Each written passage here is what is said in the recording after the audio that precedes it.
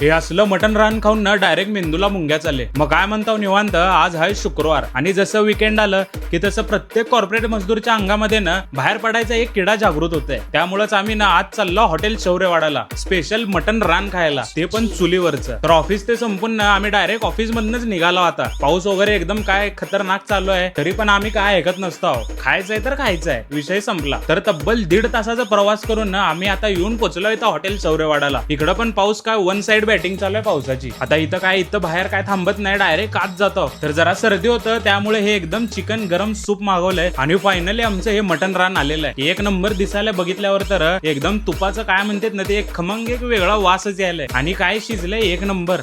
ते नुसतं त्यांनी ते चमचा घातले ना ते सगळं असं तुटा लागलंय.